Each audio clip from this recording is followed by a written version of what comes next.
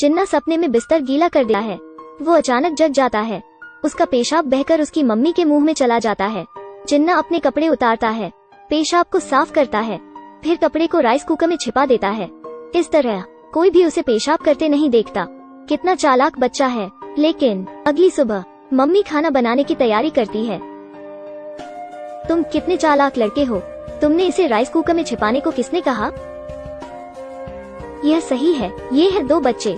दूसरे इनको bird egg brothers कहते हैं। उनका ये नाम कैसे पड़ा? क्योंकि वे रोज खाने के लिए पक्षी का अंडा चुराते हैं।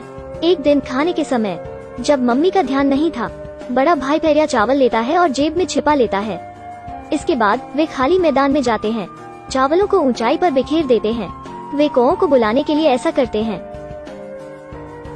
वे उन्हें ललचाते हैं, है ना? कौए आते हैं। अब पक्षियों के घोंसले में कोई नहीं है। बच्चा पेड़ पर चढ़ता है, पक्षी के अंडे लेता है। एक मेरे लिए, एक तुम्हारे लिए, एक कौओं के लिए छोड़ता है।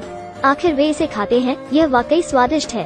कौए गुस्सा होते हैं लेकिन वे कुछ नहीं कर सकते हैं। इस घोंसले की तरह ही हर 3 या 4 दिन में बच्चे यहाँ आते हैं खाना ऑर्डर करने। ऐसा करने का कारण है उनके परिवार का गरीब होना। वे पोषण के लिए केवल पक्षी के अंडे ही खा सकते हैं। बच्चे झुग्गी में रहते हैं। पापा जेल चले गए, मम्मी छोटे मोटे काम करती है, घर पर बूढ़ी दादी रहती है। दोनों बच्चों ने पढ़ाई जल्दी ही छोड़ दी। रोजाना वे रेलवे के नजदीक आते हैं, ट्रेन से गिरने वाला कोयला उठाते हैं, इसे बेचकर अपने परिवार के लिए पैसा कमाते हैं। बच्चे इतने बड़े हो गए, लेकिन सबसे अच्छा खाना जो इन्होंने खाया वो शायद कौए का अंडा है। एक दिन उस खाली मैदान पर कुछ काम करने वाले आए। बड़े पेड़ को काटा गया। दोनों भाई उदास हो गए क्योंकि वे अब पक्षियों का अंडा नहीं खा सकते। खाली जगह को निवेशकों ने खराब कर दी। जल्दी ही यहाँ पिज्जा की दुकान खुल गई। खुलने वाले दिन बच्चे देखने के लिए गए। गुब्बारे, लाल दरी, ताज़ा फूल, कैमरे, बड़ा स्टार रिबन काटने आता है। ऐसा दृश्य इन्होंने अपने जीवन में नहीं देखा था। अब से कौओं के अंडों की जगह पिज्जा लेगा। यह सोच दोनों के दिल में घर कर गई। उन्होंने टीवी पर पिज्जा का विज्ञापन देखा। मुंह में लालच आ गया। मम्मी, मुझे पिज्जा चाहिए। खाना खाना खाना है। मुझे लगता है तुम पिज्जा की तरह दिखते हो। सबसे सस्ता पिज्जा भी $48 का है। यहाँ तक तुम भी बिक जाओगे? ठीक है, मुझे फिर भी इसे खाना है। दोनों भाई नाराज हो गए, घर से बाहर चले गए। पिज्जा डिलीवर करने वाले से मिले, वो चला गया। जल्दी ही दोनों के बीच सहमति हुई। दोनों भाइयों ने उसे रास्ता दिखाया और उसने इन्हें पिज्जा दिखाया। यह लुक उनके दिल में बस गया। सुंदर कलर और चीज के साथ स्वादिष्ट फ्लेवर।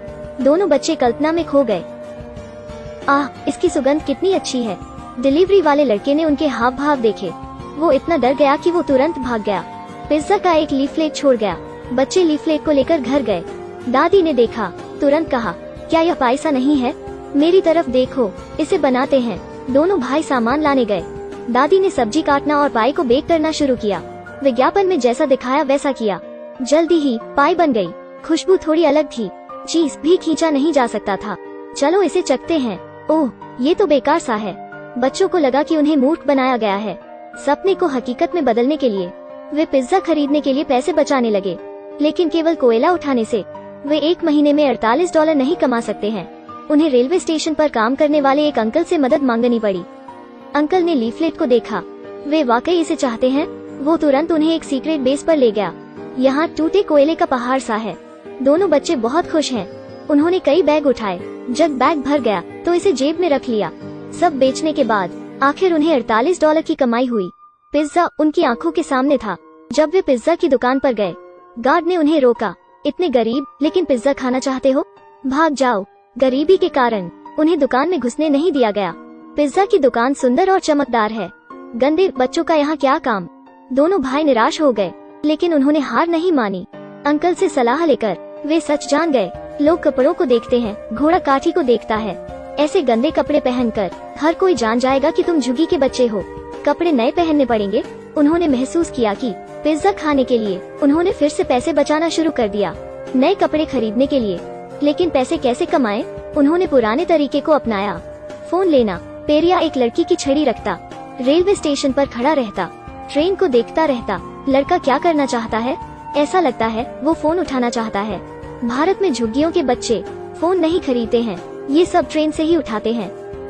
लड़की की छड़ी काम में लेते हैं, इससे फोन उनके हाथों में आ जाता है। बेवकूफ, तुम्हें पकड़ने नहीं दूंगा। Bye bye.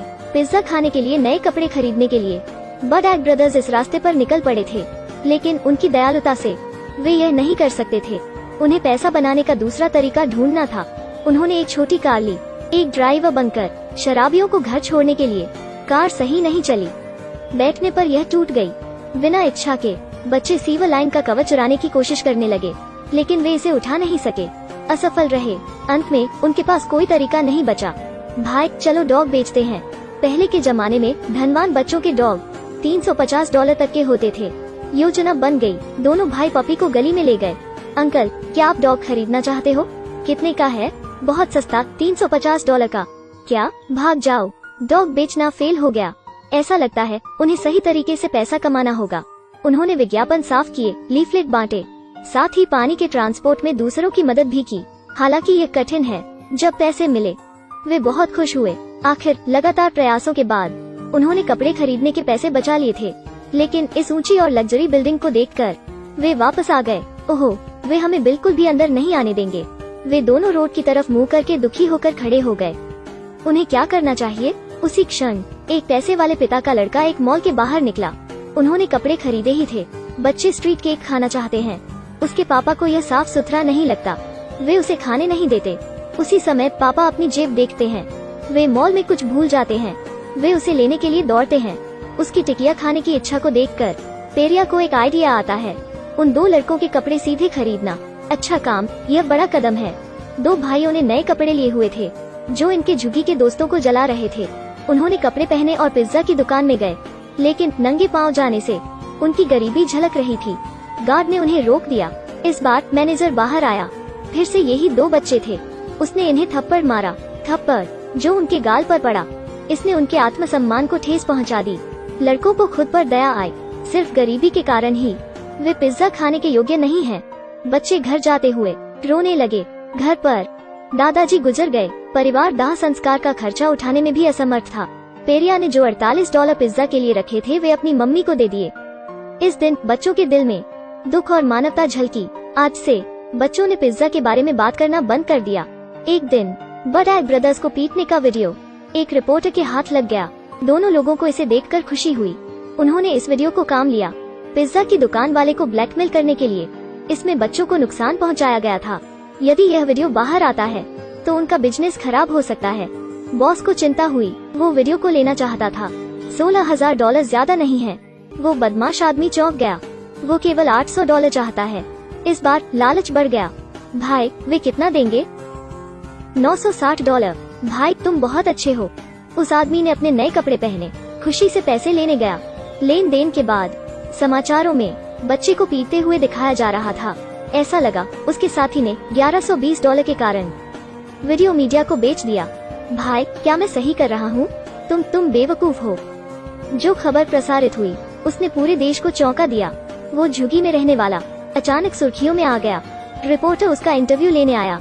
दोनों भाइयों ने टीवी पर खबर देखी, सोचा कि उन्होंने बड़ी गलती कर दी। जल्दी से वे भाग गए।